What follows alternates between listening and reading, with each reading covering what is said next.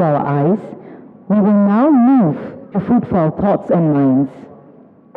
Moderating today's panel discussion is Associate Professor Iqbal Singh Sevia. He is the Director of the Institute of South Asian Studies at the National University of Singapore and concurrently a visiting Associate Professor with the Department of History at NUS. He is an internationally recognized scholar of contemporary and modern South Asia whose core research focuses on South Asian politics, social and political thought, and governance. He holds a doctorate of philosophy in history from the University of Oxford. He graduated with a bachelor's degree in history from NUS and a master's degree from the School of Oriental and African Studies, University of London. May I invite Professor Sevia to introduce the panel speakers.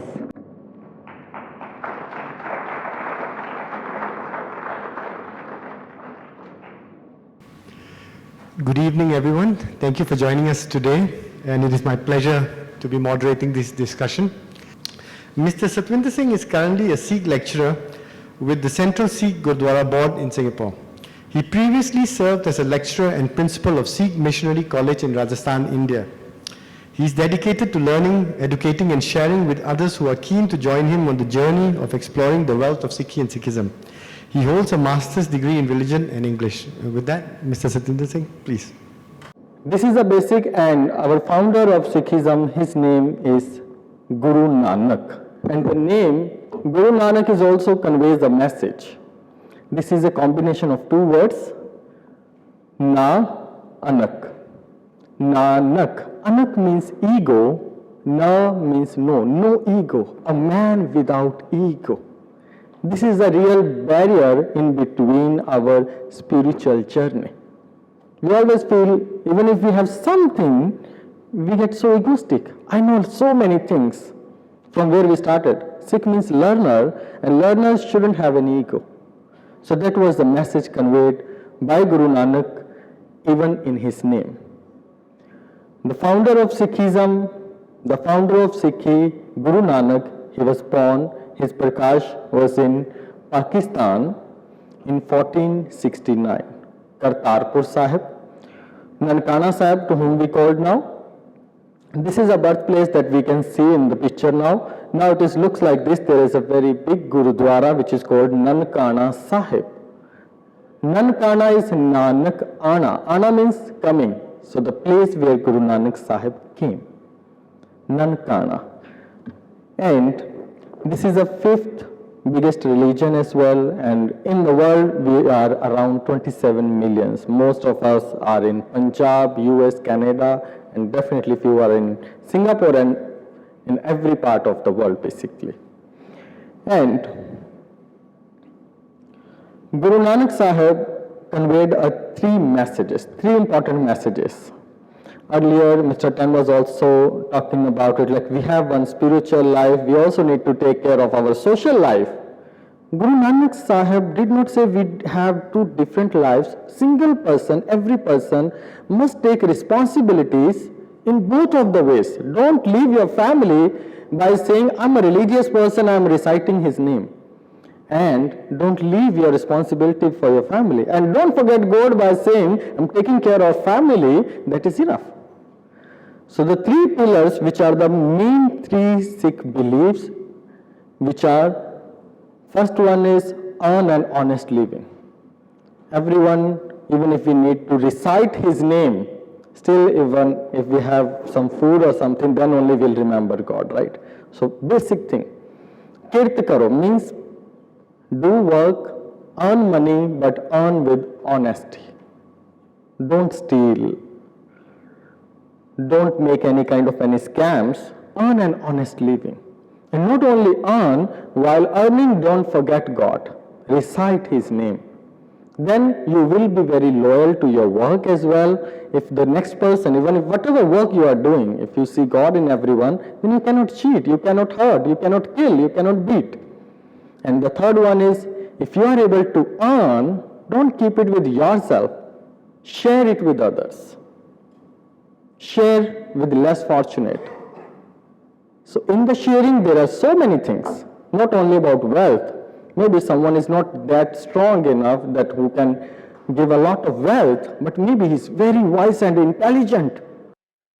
You can perform something physically, you can give your some hours in the service. That is why volunteer service in Sikhism plays an important role. Even Red Cross India, they also put an article of Pai Kanhaiya. Red Cross India, if you open that website, they also mention Pai Kanhaiya. Pai Kanhaiya was a Sikh who used to give water even to the enemies. Sometimes even we don't provide water to even our own family member. Father may ask, okay, bring a glass of water. Son may say, I did not hear. Go and bring. But he was serving waters to the enemies. And when Guruji, 10th Guru, Guru Gobind Singh Ji asked him, why are you doing it? I got a complaint against you. And he said, I don't see anyone else. You are the one who is asking for water. And how can I say no to you? I see you in everybody. So Red Cross India also, they put an article about Pai Kanhaiya as a reference. So whatever we are doing, we also see the same thing has already happened. Even with the first aid, we say it started in around 2000s. The first aid was done by Pai Kanhaiya Ji. Guru Gobind Singh Ji said, why you are just giving water? Provide some first aid as well. They gave him some ointment as well. So now even I was searching on the Google and I found it started in around 2000, but that was done by Pai Kanhaiya a long time back. So serve others however you can. It is not only about the wealth. So these are the three main pillars of Sikhism. But for that, how do we get those knowledge? What should we do? How should we do? For that, we have a place which is called Gurdwara, the door of God. Dwara. Dwara means door, God. Guru, master's door. So from here, we'll get all the information what should we do in our life.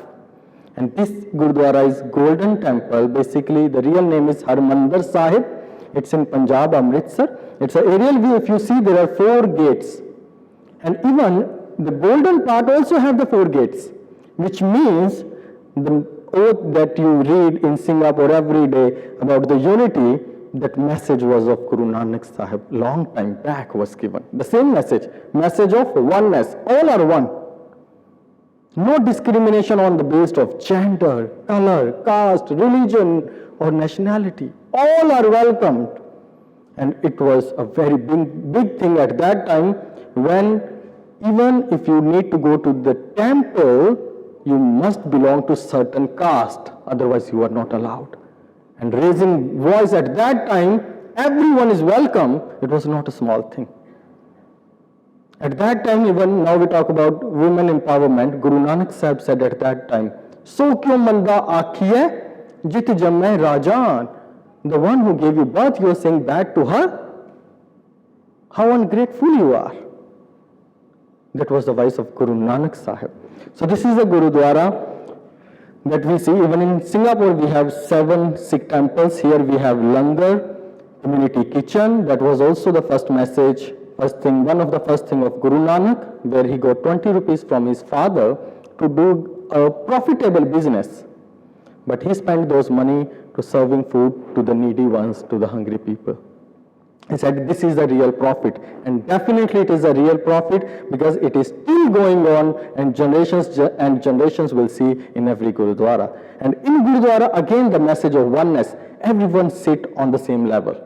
Even if you are a president, you are a prime minister, anything, or even if you are doing any kind of any labor, everyone will sit together in the Gurudwara, inside the Gurudwara, when you are listening hymns, or even if you are having food. That is also a message of oneness. And it is not only for saying. Saying is very easy actually. Talk something good is very easy, but being practical is very difficult. So, what Guruji did, our holy scripture name is Shri Guru Granth Sahib. In Guru Granth Sahib Ji, there are 35 contributors. You may be amazed, just 6 Guru's words are there most of them are Hindu saints and Muslim saints. 15 saints from Hinduism and Muslim. All words are in Guru Granth Sahib Ji. Total 35. Again the message of oneness, and some of them belongs to lower caste as well. They were not allowed to go inside a religious place, but still they were sitting on the same level with Guruji. So the message of oneness is there in Guru Granth Sahib Ji. So now we worship our holy scripture, Guru Granth Sahib Ji. We take all the guidance from Guruji. We don't follow any statues or photos or any human being.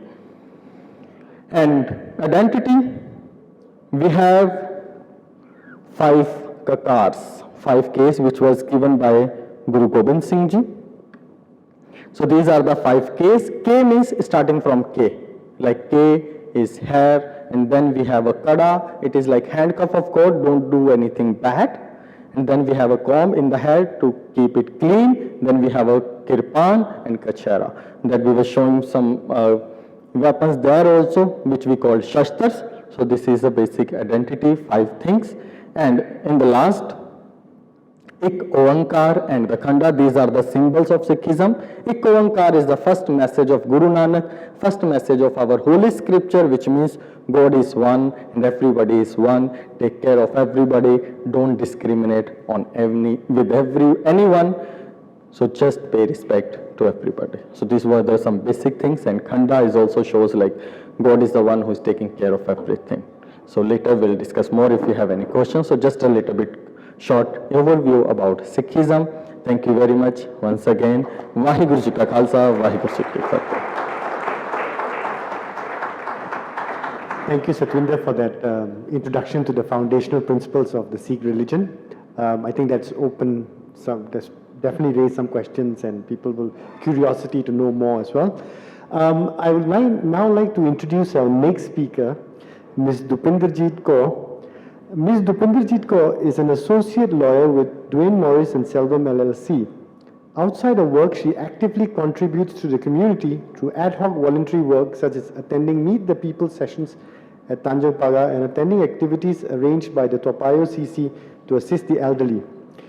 She is also part of the youth panel of the National Heritage Board, in which she advises on how to make exhibitions more youth-friendly. And she'll be sharing a presentation on culture in the Sikh community. So, Dupinderjeet, please. Hello. Just for convenience, because I'm stuck in the middle, so I'm just going to deliver from here. But I'm very thankful today for all the organizers for organizing such an event.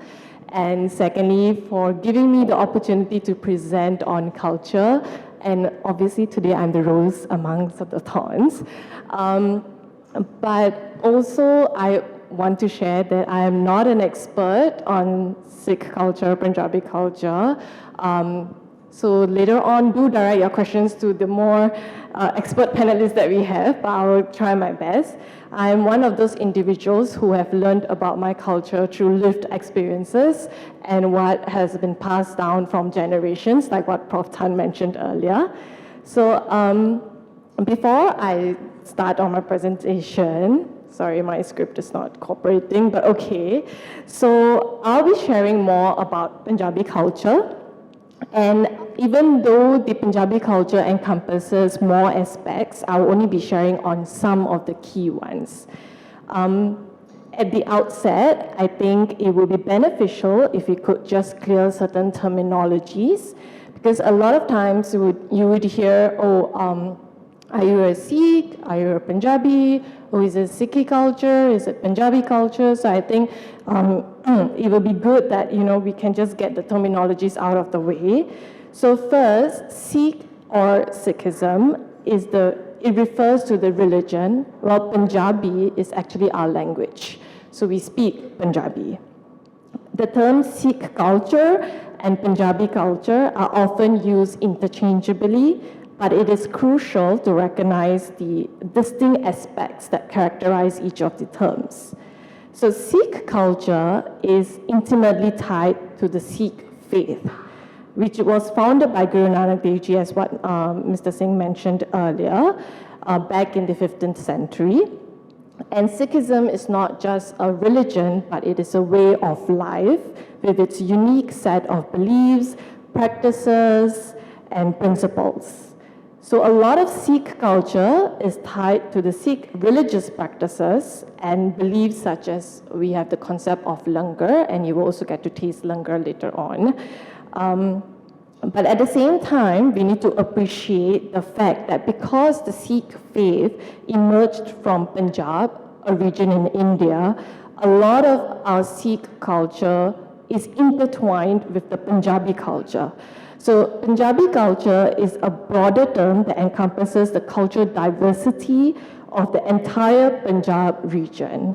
Sikhs is just a part of the Punjabi culture, but the Punjabi culture itself extends beyond the Sikh community. So in this presentation, I refer to Punjabi culture because that is the culture that we have adopted from India, Punjab, and now we practice here widely. So first of all, as part of our culture, we have greetings.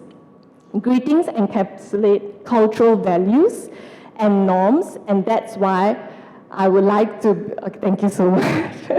And that's why I would like to begin by teaching you how we greet in Punjabi. In our culture, we greet each other by folding our hands and saying Sat Sri Akal, which roughly translates to true is the name of God. So this greeting is a constant reminder to live in harmony with the internal truth and to seek the divine in all aspects of life. It is a greeting exchanged in joy, sorrow, and farewells as well. So hello and bye, both will be Sat Sri Akal. And so today, if you have not greeted the person on your left or your right, I would like you to turn to the person on your left and right and fold your hands and say Sat Sri Akal. Okay. So now we have greeted each other and we are more comfortable, we can proceed with the presentation. So next, we move on to the flavorful and diverse world of Punjabi cuisine. Punjabi food is not just a combination of ingredients. It is a celebration of rich flavors, vibrant colors, and a cultural heritage that spans centuries.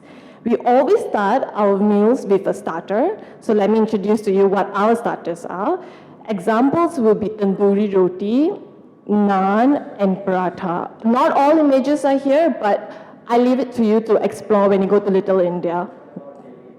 And if we move on to the main course, we have our classic butter chicken, tandoori chicken, dal makhani, which is lentil soup. And then we have other Punjabi curries, which are a symphony of flavors, and they use rich spices like cumin, coriander, and garam masala. So if you are in the kitchen often, you would have heard these terms, but not to worry, you can always go to Little India to buy the northern Indian food. And aside from curries, we also have dishes such as sarson da saag.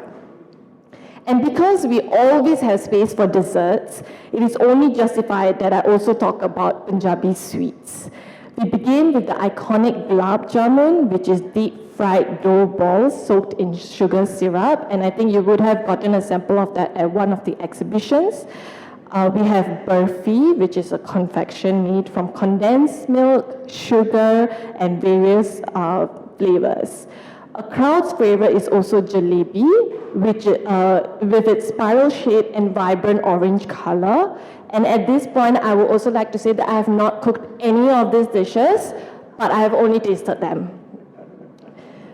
And another part of the Punjabi culture is the folk dance and music. You might have seen Jasleen performing the guitar, which is also part of this folk dance.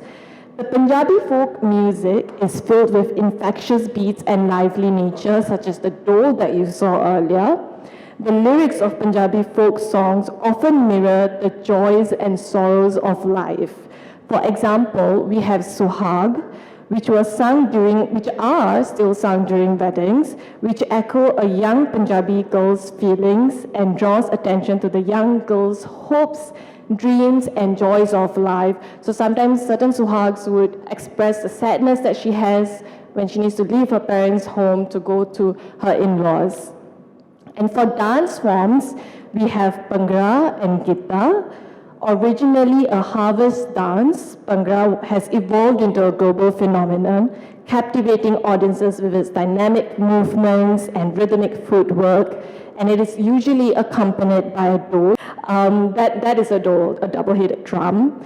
And Gidda, a traditional dance of Punjabi women, which Jasleen performed earlier, is an expression of grace, agility, and camaraderie. With colorful attire such as her beautiful shocking pink, rhythmic clapping, and joyful spins, Gidda tells stories of sisterhood, love, and daily lives of women in Punjab. Another part of our culture is our festivals. And we first begin with Lohri, which is celebrated in January. It is a winter harvest festival that holds cultural significance. Bonfires are lit and people gather around to offer prayers, sing folk songs, and dance the night away. The festival marks the end of winter and the onset of longer days. One of the most significant festivals in Punjab is Vaisakhi, which is celebrated in April to mark the harvest season. The festival is a time of joy, gratitude, and communal harmony. Fields are adorned with vibrant Vaisakhi melas, which are known as fun fairs, where people come together to dance Bhangra, sing traditional songs, and indulge in the rich culinary delights of Punjab. Diwali is a festival of lights. Homes and gurdwaras are illuminated with earthen lamps and colorful lights. The air is filled with the sound of crackers, and families come together to share festive meals. Diwali is not just about lighting lamps, but also celebrating the triumph of lights over darkness and good over evil.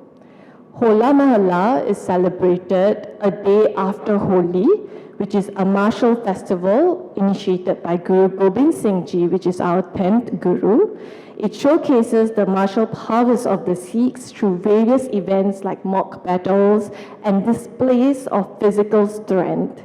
This is when we have the Gatka, which is a traditional martial art form and has been practiced by Sikhs as a means of self-defense and as part of their martial heritage. Gatka incorporates a combination of physical exercises, combat training, and traditional weapons. And the heartbeat of Punjabi culture is ceremonies like weddings, and I'm sure you would have attended one. A Punjabi wedding is a grand affair filled with festivities that span across days. The ritual commences with the Roka ceremony, where families formally meet and agree to the union. Then we have the Mehndi ceremony, which is the henna ceremony, followed by Sangeet. And the Sangeet is a night of music and dance, which brings together family and friends to celebrate the upcoming union with joyous performances. And then we have the Anand Karaj, which is the Sikh marriage ceremony. Generally, Punjabi ceremonies celebrate the milestone of an individual's journey, from birth of a child, marked by the Amrit Chakna ceremony, where the baby is named, to the somber ritual of Antim Sanskar, which in other words is the funeral. In every stage of your life, there will be a ceremony. An example of Punjabi arts and culture, arts and craft is Fulkari, which was also showcased at one of the exhibitions. And traditionally done by women, Fulkari involves the use of colorful thread to create stunning floral patterns on fabric.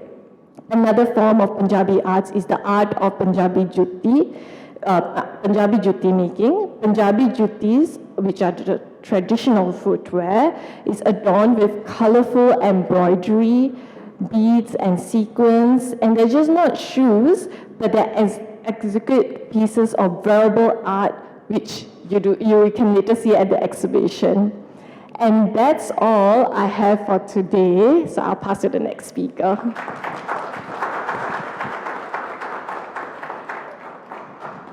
Pundaji, thank you so much for the colorful, vibrant presentation. And I know, I speak for myself, my appetite has just like risen. I actually must admit I had dal makhani for lunch, but I'm craving for it again already now. And to use a phrase that you use, not my own, but to quote you, we move from the rose to the thorn now. I couldn't, sorry. I'm a prickly one. So next we'll move to our last but in no way least speaker, Mr. Malminderjeet Singh. Mr. Malminderjeet Singh is Chief Operating Officer and Regional Director, Asia Pacific of Global Corporate Affairs and Public Policy Consultancy Speyside Group. Outside of work, he actively contributes to the community as Chairman of the Sikh Advisory Board, Chair of the Kampong Chai Chi Harmony Circles, as a Justice of Peace on the Board of Visitors to Singapore Prisons, and he's also the co-founder and director of the Birthday Collective and on the National Steering Committee for Racial and Religious Harmony. These are among many other national and international appointments that he holds. And without further ado, Mal, the floor is yours. Thank you, Iqbal. Thank you, everyone. I think first and foremost, it's very timely that the organizers put this session together. In 2 days' time, we celebrate the 554th birth anniversary of Sri Guru Nanak Dev Ji. You've heard Mr. Satwinder speak about Sri Guru Nanak Dev Ji just a few moments ago. So Guru Nanak Dev Ji, believed in, advocated for, and stood for one humanity. So this is, in all ways and forms, best wishes to everyone in this room on the birth anniversary of Guru Nanak Dev Ji. Thank you. Now, I must also place the caveat that the topic given to me, challenges facing the Sikh community, is one that might elicit the impression that I'm extremely pessimist. I assure you I'm an internal optimist, but I shall try my best to layer and line the pessimism or the challenges facing the community with a tinge of optimism, perhaps in the solutions later on, Iqbal. So let me start with 3 broad challenges that the Sikh community here faces, and these are all personal reflections. They are by no means, representative of the Sikh Advisory Board or any of the other organizations I volunteer with. Very personal reflection. So first and foremost, I would say dwindling population. Now, this is not a problem that is symptomatic just of the Sikh community in Singapore. It's a national issue, right? But I guess what is perhaps alarming is one, that we are already a minority within a minority. You heard Harnik mention that earlier as well. And I suppose when a minority within a minority, a very small community, decreases in size further, you feel the impact a lot more. And just to give you an example, in the 1990s, when you look at the census, the Sikh community numbered about 20 to 25,000, depending on which year you looked at. The last census in 2020, just 3 years ago, will show you that we are numbering less than 13,000, so about 12,800 or so. So that's quite a steep decrease, right? Now, there are many reasons for that. Of course, just like the national level, low birth rates, low marriage rates, migration are all issues that have contributed to this. But why is this a problem? Why do I think it's a problem? And I'll tell you for 2 or 3 reasons why this is a problem. First, politically, right? As Prof. Tan mentioned, as Harnik mentioned, the Sikh community here has enjoyed a very good relationship with the Singapore government. The relationship between state and community has been very, very strong. And that in many ways has contributed to the success of the community as well. Now, as we become less important as a political group, as a voter bank, whether future governments of Singapore will consider the same level of engagement and the same level of recognition of the Sikh community is a question mark. It's a question mark, right? I think we've enjoyed this in the past because, one, we are a minority, B, we are a visible minority, so it's many ways reflective of the multiracial system that Singapore has built, that Sikhs are in prominent positions. But today, as many Sikhs shed the form and become less visible as a minority, or because also we decrease in size, that is no longer a given. So politically, we may become less important for the government to engage going forward, which has its own issues as well going forward, right? So I think that's one issue. And of course, similarly for within the community, it means that we have less talent to draw on going forward. And I'll touch about that later on as well, the second challenge. The second reason why the declining population is important is financial sustainability of the Sikh community. Today, we have 17 Sikh institutions in Singapore, including 7 Gurdwaras. 17 Sikh institutions for a community that's about 12,000 strong is good, but as the population declines, can we financially sustain those institutions going forward is a question mark.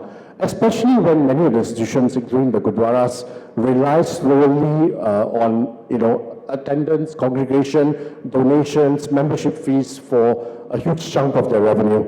So if that continues to dry up, then where do we look for other sources of revenue and financial sustainability? These are question marks that I think current and future Sikh leaders need to think about, and the community as a whole needs to think about. So that's one challenge, declining population. Second challenge, I would say, is engaging the young. I think Prof. Tan alluded to that in his remarks as well.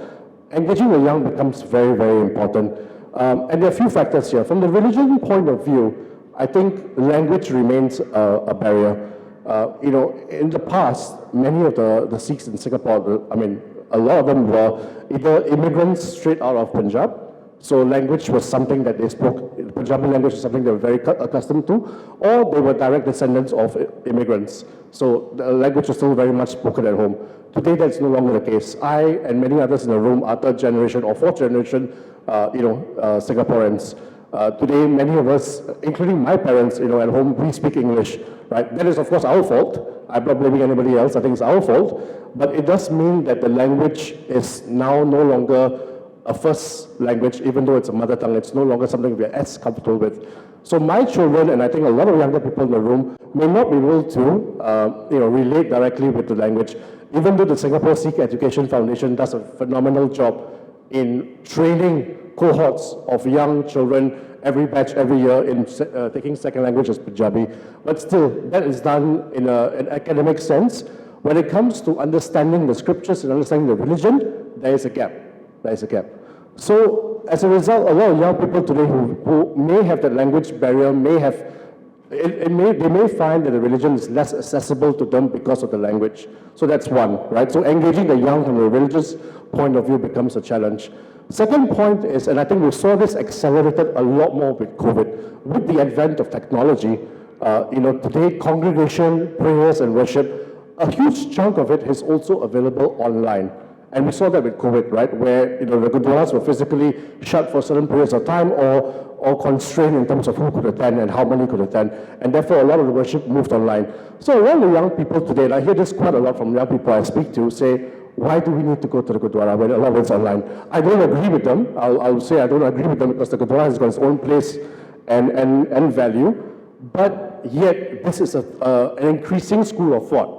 So it's a challenge that we have to grapple with. How do we convince younger people, no, there is still value in physically coming to this?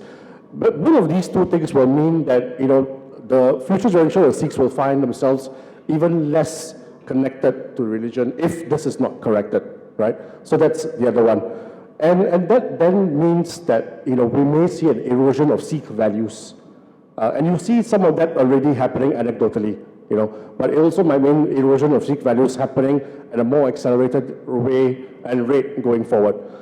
The third challenge I want to raise is socio-economic, and that's where I think as a community, we've always done well. Quite often being a model minority, you would hear many government leaders say that in different engagement sessions with the Sikh community over the years, and that's both politically as well as economically. That may no longer be the case going forward, and I'll share why. And I'm not just saying this anecdotally, there is some data to back me on this.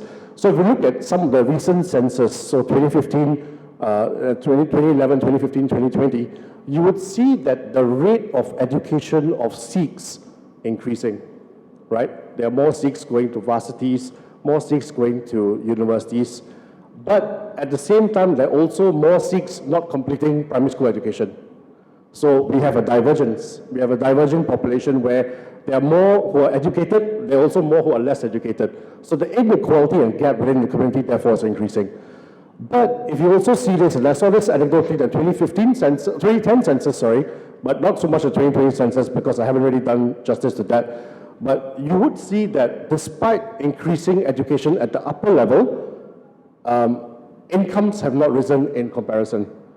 And I suspect, and I have some anecdotal evidence of this, I suspect that's because of underemployment. A lot of young Sikhs today may find themselves in positions where they are graduates, right? And those certificates could be from, schools that perhaps are not, as recognized by employers. They could be private schools, could be, other forms of qualifications, distance learning or whatsoever. So on paper, we look like a very educated community, right? And to some extent, that's true. But in reality, many of them are not doing graduate level jobs. Many of them are doing jobs that are not commensurate with graduates, right?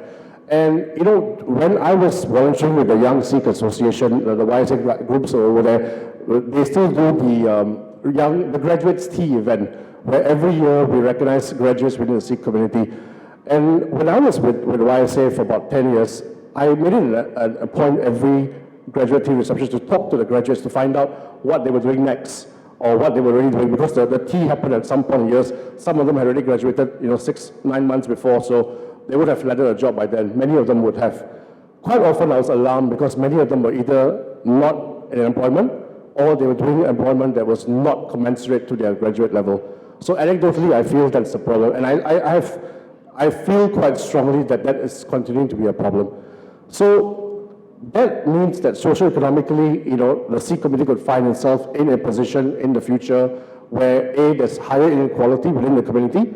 There are those who are really well-to-do and doing very well. There are also those who are not doing as well, right? So I'll stop there, and I think there'll be more enough questions from the chair and from the audience, perhaps, to talk about this later. Thank you, Balmunderji. And thank you all for this not only comprehensive introduction, but also thought-provoking in many ways. And we have about 20 minutes for question and answers. So to enable a better conversation, I will hold back on my questions and open the floor. I would like to thank the entire panel for an excellent, succinct, and a very clear enunciation of Sikh culture, which is the basic purpose of this gathering. Listening to the issues, I can easily substitute Sikhs with many other minorities, including Tamils, of which I am one. And the Tamils make up 55% of the Indian population. And the Tamils also make 5% of the total population. Now, in the Indian population, Tamils make up 55. The other 40-odd sub-ethnic groups make the other 45%. So you can see when we say minority within minority, we're talking about tiny minorities. And the Sikhs are one of them. And surprisingly, the Malays at 15% and the Chinese at 75% have very similar problems when it comes to mother tongue maintenance, right? So what I'm wondering is, what are the things that struck me in looking at Sikhs as compared with Malayalis, whom we presented just a few months ago in this very hall? You have a very visible community, especially for the men. You have certain things which we also talked about, the 5Ks. It just triggered this thought: do you think in maintaining our individual culture within the larger Singaporean culture, actually it pays to have some visible markings of our culture? Is that something we should think about? When I was in school, most of my Christian friends wore a cross. That was an easy identification. They were Christians, right? Then there were names, like Christian names. Nowadays, that's not so widespread. But do you think having physical identification of your culture actually helps the younger generation to maintain culture? I know this can be very controversial because of Tudong, which we all have experienced. But I'd like to hear from you, from the panelists, anyone who cares to address that issue. Thank you. Thank you. I think this is an open question for a number of you, but maybe I can start with Mel. Thank you, Arun, for that very provocative question and an interesting question as well. Every year, the Sikh Advisory Board, of which I'm a member, deals with this issue every January when the school term starts. We'll have at least 8 to 10 schools contacting us, or kids from those schools, families contacting us saying that the teachers have said that my son cannot wear a kara, cannot wear the bangle, cannot wear a kirpan, or for the older boys who are in upper secondary, they are required to shave their facial hair, right? So it's not a bad thing, it's a chance for us to educate, so it's an opportunity. And so the Sikh Advisory Board then engages the school leadership to engage and say, look, this is the Sikh way of life, we are different, and these are certain exemptions that the government has granted us, which goes back to my earlier point about the relationship we've had with the state. Now, MOE has a very clear policy on articles of faith in school. So a Muslim woman will not wear a tudung, a Christian boy will not allowed to wear a cross, but the Sikhs have been given exemption in that regard. I won't say exemption, but because we have classified the turban, the beard, the kara, the kirpan, and all the 5Ks as instruments of faith. It is not a representation of our faith, it's how we practice our faith. So in that regard, I think we enjoy that, and we still have that. But I think the challenge is how many Sikhs will continue to have that going forward, which we can't shove down anyone's throats. We can't force a person to be a visible minority. We do believe that religion and faith is an individual journey, right? But it is a challenge, nevertheless, as I highlighted. And I think it's also a challenge, and this is something I missed in my intro as well, as Singapore becomes more diverse as a society. Now, 20 years ago, everyone knew who a Sikh was in Singapore. I mean, all of you who grew up in the Singapore of the past, you knew who was a Sikh. You could identify a Sikh, you could talk to a Sikh, you knew what Sikhs and Sikhism stood for. Today, that's no longer the case. Any young Sikh who enters a taxi ride today will be asked, where did you come to Singapore? Right? So that's an identity crisis eventually, right? You will have to justify your Singaporeanness. Forget about justifying your Sikhism, you have to justify your Singaporean roots. Then you're asked, why are you not a modern Singh? And I said, look, I'm very modern in my thoughts. What's not modern about me, Just because you wear a turban doesn't not make you a modern Sikh. So I have an issue with that label, right? But it does mean that more and more people in Singapore, because of immigration, because of different issues, will not be able to identify or recognize who or what a Sikh is. So the challenge is then for the community to say, look, we have to do a lot more outreach. We have to do a lot more education. And that's where community organizations and individuals have to play a part. My very brief response to your proposition, Arun, is that I think if one were to wear markers of identity to remind oneself of what it means to be somebody or belonging to a faith, I think that's okay. Faith, identity, whatever. But if the markers are to differentiate and draw boundaries, then I would be concerned. If they are to signal that you are different from me because of who we are, and I want to wear these markers to show that difference, then I'll be worried. So I think there's a difference between what you do to remind yourself of the intrinsic values of what you stand for versus what you put in front to separate you from another person. Hi, I have a question. I'm Gayatri from Lisha, Singapore. So my question is actually based on the commentary that you have just made. I would like to definitely add that I think it's very commendable and admirable when I look at the Sikh faith and the community when you proudly hold on to your cultural identity. When you actually have your turban, when you have your khada, when you have your kesh, this is definitely one of the very important components that you need to hold on to and pass on to the future generations.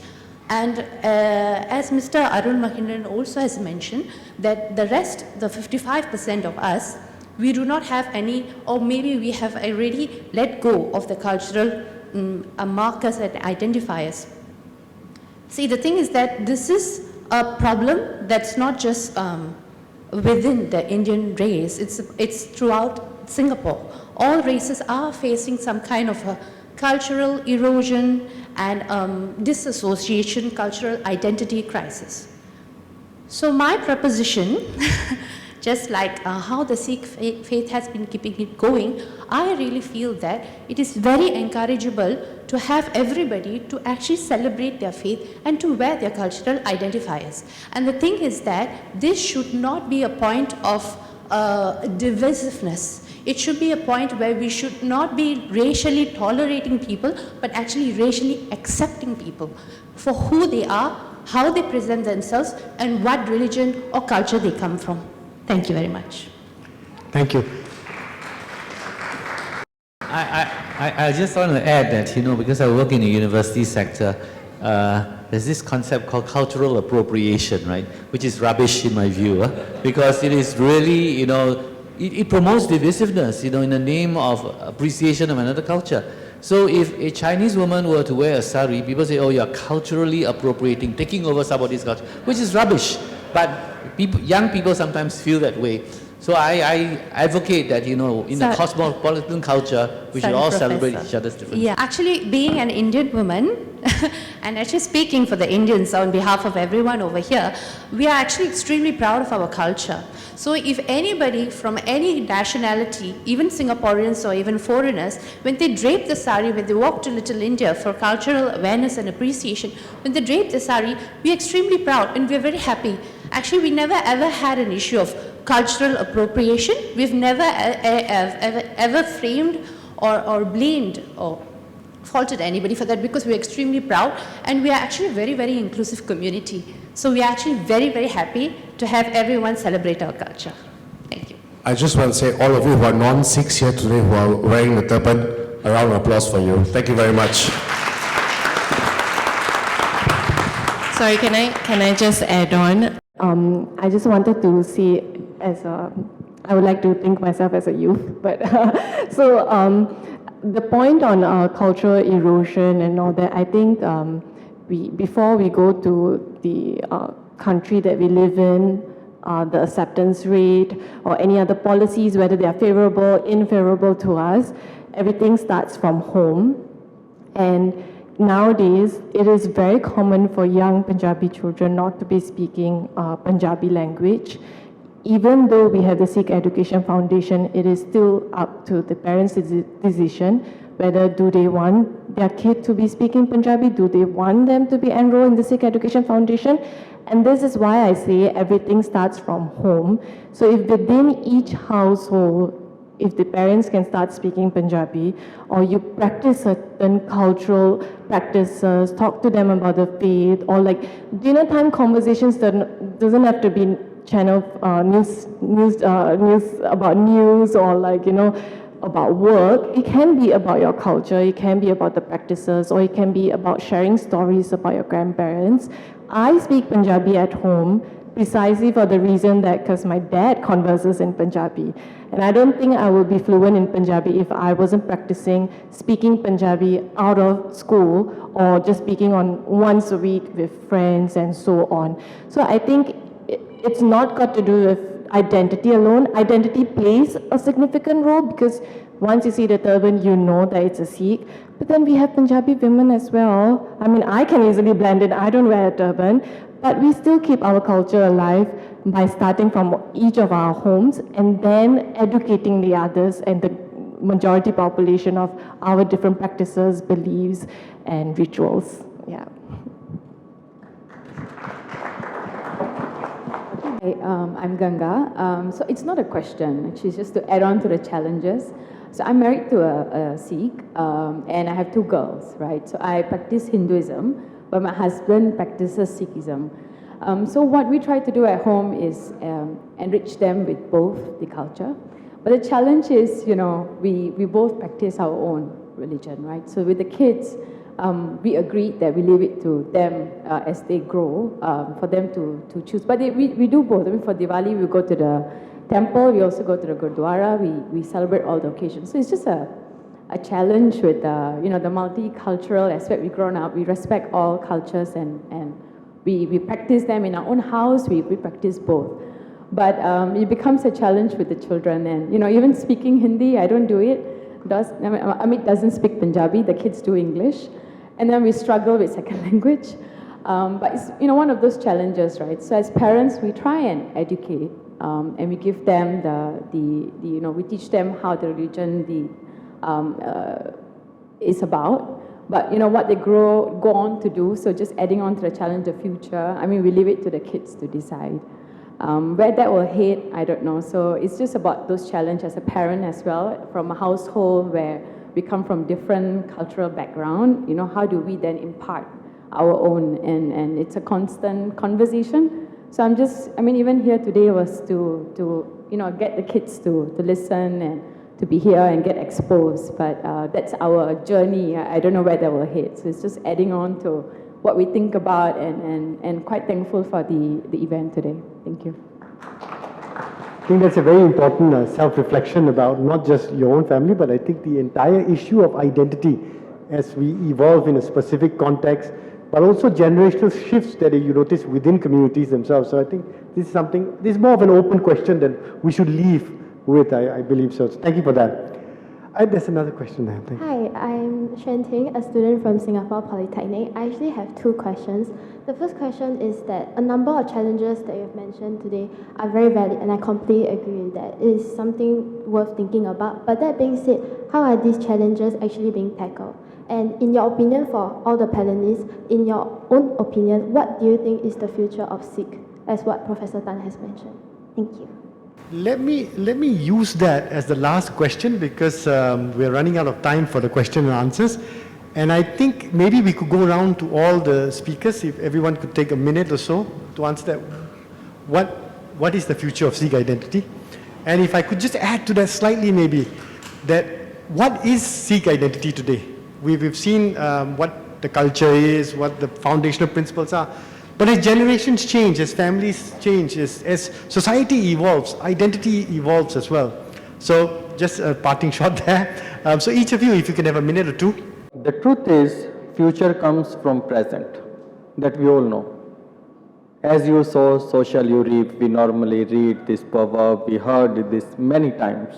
Whatever I'm doing right now, today, if I'm going to gym nowadays, if I've started, so if I ask you, I'm going to gym every day, I have started it, what would be the future? You can recognize, you can tell me about it. If I say, I don't go anywhere, just eat, sleep, wake up, eat, sleep, that's what I'm doing, what could be the future of my body after 1 year? You can imagine. Future of a Sikh identity, it depends on present. What are we doing right now? Are we blaming somebody? Maybe the past, maybe the current situation, maybe the government, maybe the families, maybe the friends, maybe the situations? Or are we ready to take the responsibility? Are we ready to jump in? And are we putting all the efforts which are needed? As Dupinderji was mentioning, are we speaking Punjabi in the house? Are we giving the seeds of knowledge of the history to our kids? Just very basic example. If I give you a gift, small gift, if you know like it may worth maybe $10, you will keep it another way. If later you realize the gift was not $10, the actual amount of that thing is $10 million, will you still keep it in the same way? No, you will take it. So the thing is, once you know how precious your identity is, what the old Sikhs, what is the history behind the case, what is history of the Sikhs, if you know the actual value, if you know how precious it is, then you will ready to keep it, but for that value we need to put efforts from today itself while taking responsibility individually. I think in that way we may progress. The question was, what's Sikh identity to me in the future? Okay. So I think for Sikh identity, definitely if we continue to preserve our appearances such as the turban and other things that we adore, it will surely help. but I think we also need to think about the future generations whereby you will come across Sikhs who don't wear turban, but just because they don't wear turban, it doesn't mean they are not a Sikh. So while appearances, I strongly encourage that we should retain our appearance, but I wouldn't advocate that no matter what happens, Sikhs are only identified by their appearance, because that way, I don't have a distinct appearance. I look like a normal Indian woman, so you wouldn't be able to tell that I am a Sikh. But I think what will happen what will help in building the Sikh identity in the future is awareness, letting people know that within the Indian community there are subgroups, and Sikhs are one of them.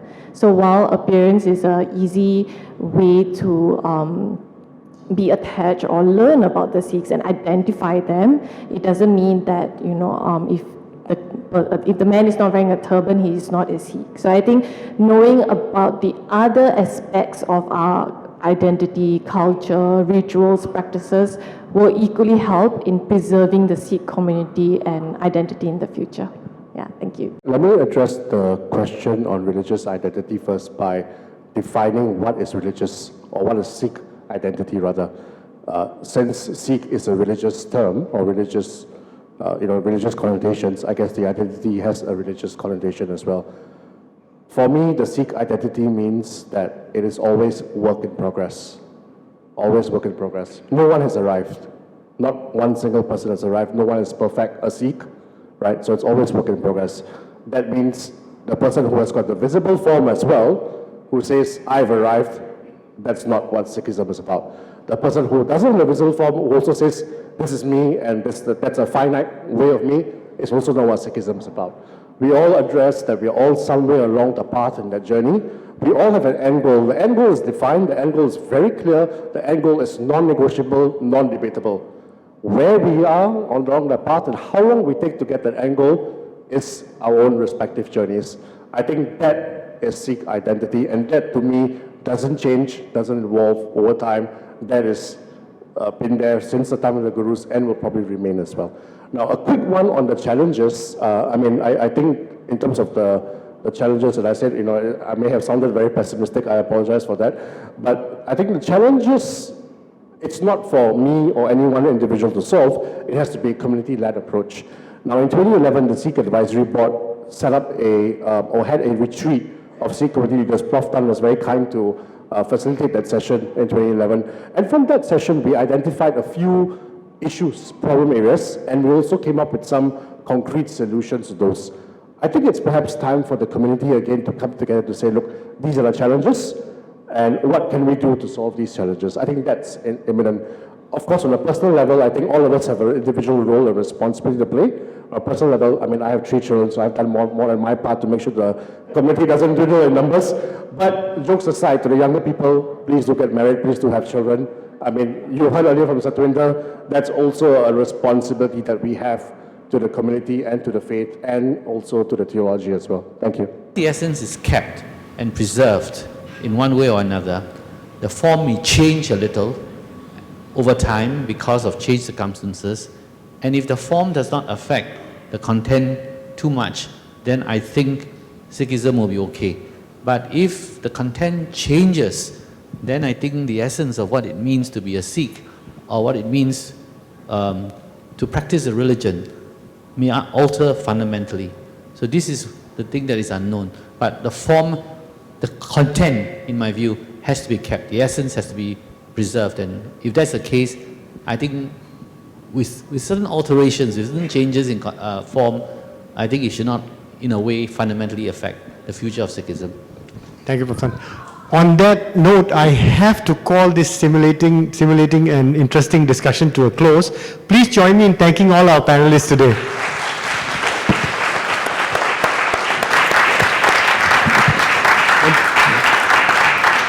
And thank you to you all for joining us today as well. Thank you very much. Thank you very much for the perceptive discussion that we just had. I'm sure we are all a bit more well informed now about the community, their culture, their life and their lifestyles. just to sum up a few of the points that was discussed in the panel today, I think it's surrounded three themes. One was about the religious aspect of the Sikh community, where I think we heard about the three pillars of Sikhism. We heard about the scriptures, and we also heard about the unifying message that it has about oneness that is in the scripture, that is being practiced by every Sikh in the community. And also about the 5 Ks for some of us who might have not known. And I think he ended in a very beautiful note by saying that God is one and everyone is one. And then we moved on to hearing about the Punjabi culture, about how it might be a broader term that extends beyond the Sikh community, but how is it related to the Sikh community, or how is it identified? And we went on to hear about the food, a bit more fun stuff about the folk dance and music, festivals, and of course the ceremonies, being the weddings, being the grand affairs, and the arts and crafts. And then to a little bit more of a serious note on the challenges that actually surround the Sikh community, out of which I think 3 main themes were discussed. One was about the population declining, and how do you sustain the various institutions when your population is going down, and about engaging the youth, which seems to be a very prominent question today, about language being a barrier, and how COVID obviously contributed to this with congregations going online. So how do we get the young to see the Sikh values as completely relevant, necessary, and their path that that they possibly can take, as well as the social economic differences that brought about the topic of inequality in society. So I think these kind of summarizes what we were discussing about, and it was I think it kind of also wraps up on what Prof. Tan mentioned at the start about the evolution of the Sikh community. So it makes you go back to the first question on coherence and the significance of coherence. So thank you very much to our panelists. Can we give them another round, please? So we also have a display of the books in NLB on Sikhs and various aspects of their history, life and culture. Please do take a look later. We also encourage the audience to go to the reference section for further reading. May I now invite Mr. Aragya Pandian, Head of Tamil Division, National Library Board, to hand over the tokens of appreciation, exquisite books from the NLB, to all who made today's event exceptional. Mr. Aragya Pandian, please.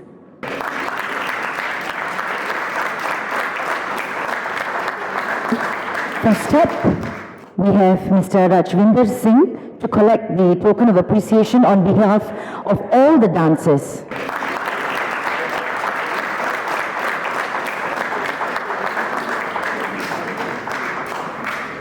Next up, we have Ms. Harbinder Kaur to collect on behalf of the exhibit presenters.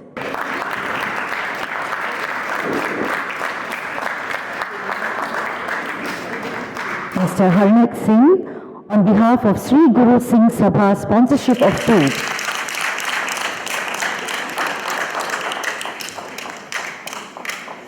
Mr. Gurminder, on behalf of Institutional Support Sikh Center, Central Sikh Gurdwara Board.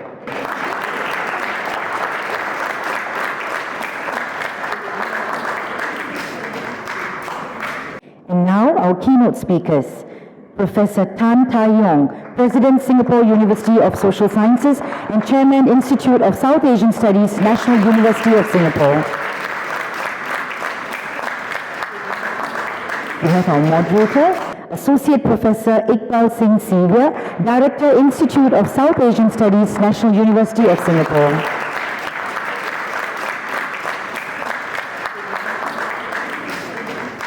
Next, we have our panelists. First, we have Mr. Satvinder Singh, Sikhi Lecturer, Sikh Center, Singapore, Central Sikh Gurdwara Board.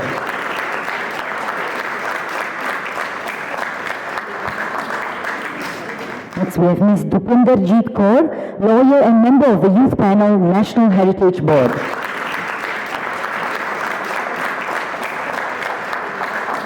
Next, we have Mr. Manminderjit Singh, Chairman, Sikh Advisory Board.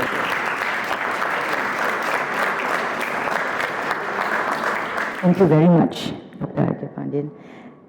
As we come to the end of today's program, I'd like to invite Dr. Ilavaragan Murugan, Assistant Chief Executive of STC, the coordinator of today's program, to deliver the closing remarks. Dr. Ilavaragan, please. This is a colorful evening, so you know what I mean, right? And yeah, this is serving two purposes. It's also not affecting the glare, I suppose. Thank you so much. We would like to thank our keynote speaker, our moderator, our panelists for sharing their knowledge, wisdom, and experience. Thank you, Mr. Harnaik Singh. His coordination and curation of today's program made this evening meaningful and insightful for all of us. Thank you for your help and your contributions. It was a pleasure working with you and your team. Thank you so much. Thank you to our collaborators and joint organizers, the Singapore Khalsa Association, the Sikh Advisory Board, the Young Sikh Association Singapore, and of course, the National Library Board. The National Library Board, we are especially grateful for this exquisite venue and the marvelous books and the tokens of appreciation. On behalf of the Center for Singapore Tamil Culture, the Sikh Advisory Board, the Singapore Khalsa Association, the National Library Board, and the Young Sikh Association Singapore, we would like to thank the Sri Guru Singh Sabha for the delicious food and the Central Sikh Gurudwara for the institutional support. I also would like to thank the many individuals who stepped up and made this evening possible.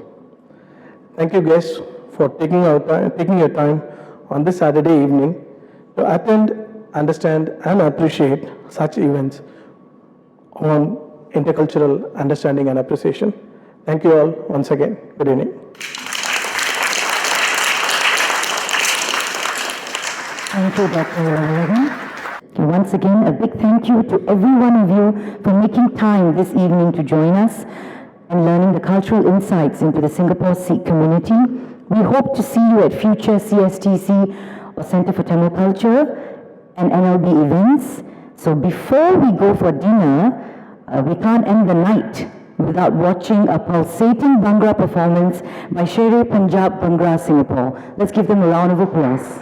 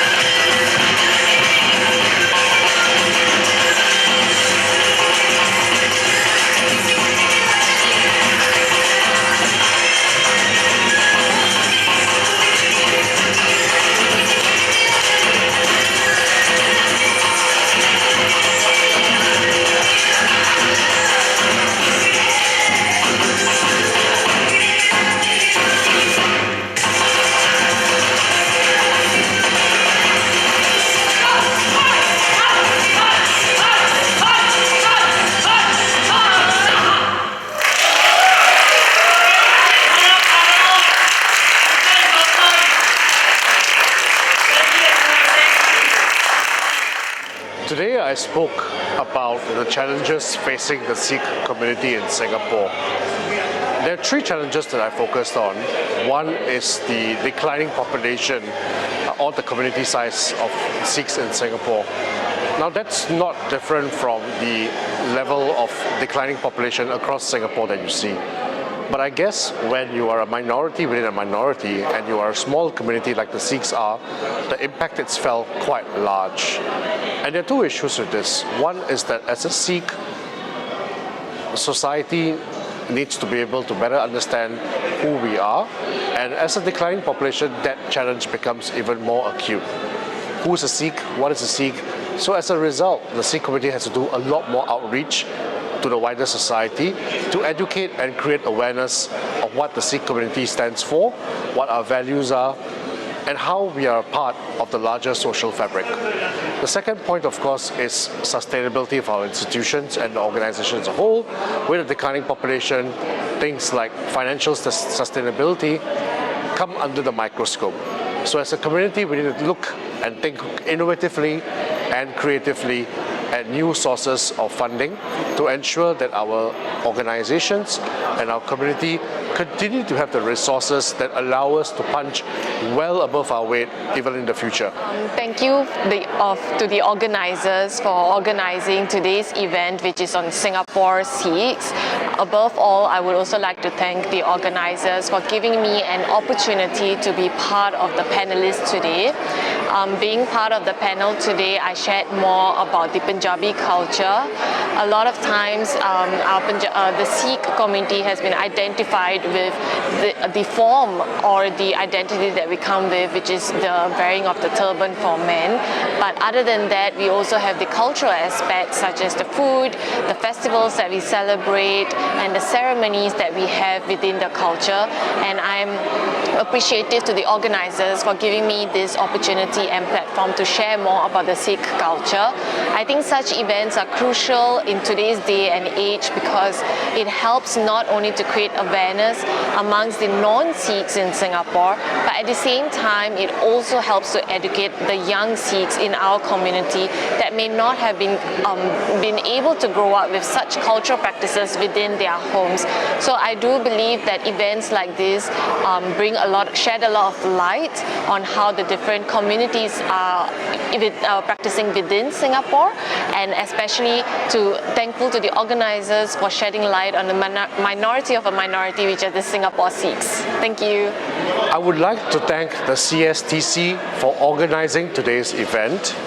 This is a great initiative where they've gotten Sikh organizations like the Singapore Khalsa Association, the Sikh Advisory Board, Sri Guru Singh Sabha, the Young Sikh Association, Central Sikh Gurdwara Board, and many other community players to come together to create an awareness and to share more about the Sikhs in Singapore, who we are as a community, what values we stand for, what our culture is, what challenges we face, and last but not least, the food that we enjoy.